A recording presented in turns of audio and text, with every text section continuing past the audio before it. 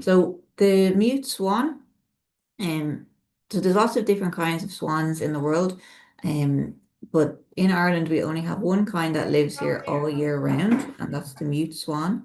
And there's a couple of other swans that visit us, at certain times of the year. They kind of migrate here, spend a short amount of time here, which are the whooper swan and Bewick swan, and they, you might if you saw one. The main differences between mute swans and the other two is that mute swans have a bright orange beak, and the other two have yellow beaks. But otherwise, they're all very large, white feathered animals with webbed feet and really big wingspan. They stretch out their wings. It's pretty impressive. They all have that really long neck, so they're quite elegant looking. And they have this kind of black lump over their beak as well that kind of singles them out. So, sometimes it can be hard to tell different types of birds apart, but not that's not really the case with swans. They're much larger than other birds that we have here, so they're very distinctive. Um, and swans, they're very common all around the country. So, whatever part of Ireland you're living in, you probably have swans living nearby. And they live in all different kinds of wetlands. So they're not too picky. They might be in a river or a lake or a small pond. You see them in estuaries, so they be spend some time in salt water as well as in fresh water. So they're not that picky.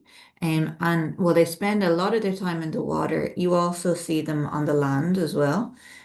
So when they are building a nest, for example, they will do that on land. And they might build a nest, almost like a floating nest in the water. Or if there's a small island, they might build their nest there. But they will definitely have it on land. But they also spend time resting on the land, and feeding there as well. So they feed both in the water and on the land, and I'll come back to that a little bit later. They can also rest in the water, so swans can also sleep in the water. So it's pretty impressive because not a lot of animals will only kind of be either on the land or in the water, but swans are kind of well able to be in both places.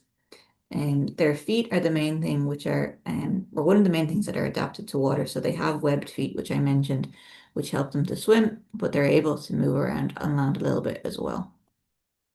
So what do they eat? What are their diets? So swans are what we call omnivores. That means that they eat both plant and meat, so other animals. And so they have quite a wide-ranging diet. So like I mentioned, they eat things they find in the water and things they find in land. So when they're feeding in the water, they can dunk their head quite far down, and because they have such a long neck, they can reach up to about a meter below water, searching for food.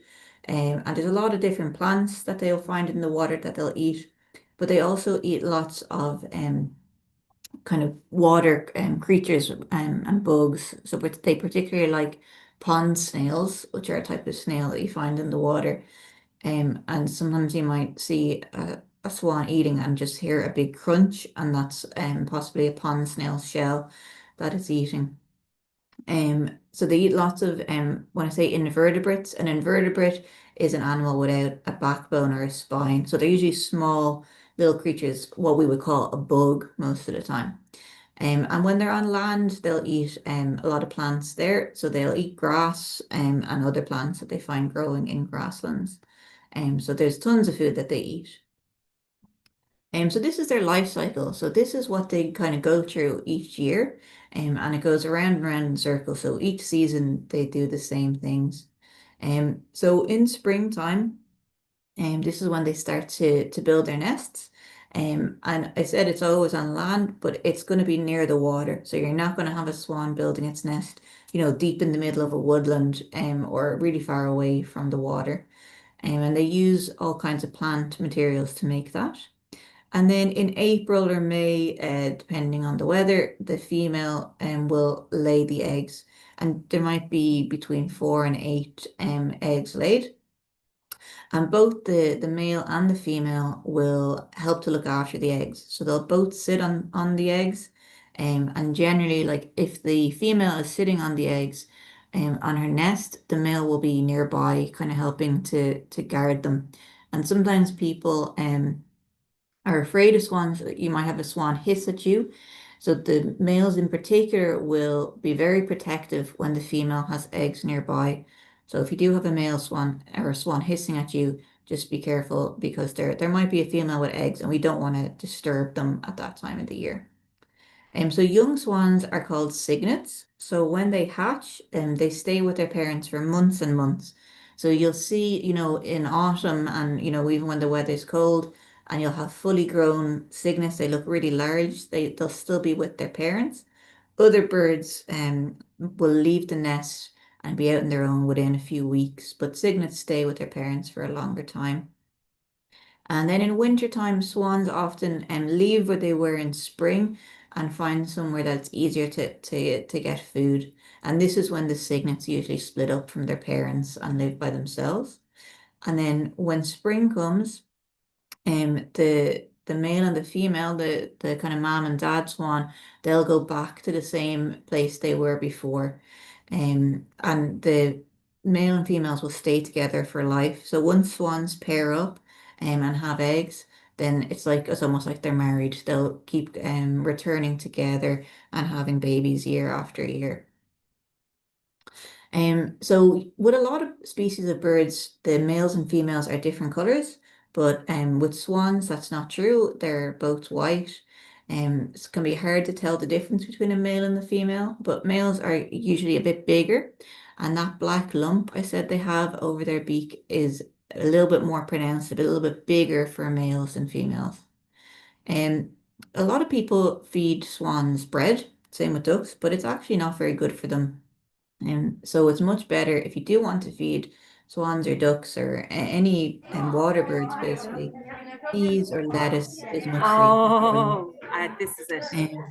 And even though swans are big, they are still at risk of being eaten by other animals. So it's really just the cygnets. So when the cygnets are recently hatched and they're still quite small, they can be preyed on by foxes or even herons. So their parents keep a close eye on them at that time. And like I mentioned, swan pairs stay together for life. And mute swans, it's interesting, their name makes it sound like they're very quiet, but they actually have lots of different sounds that they can make. So I'm going to play this video.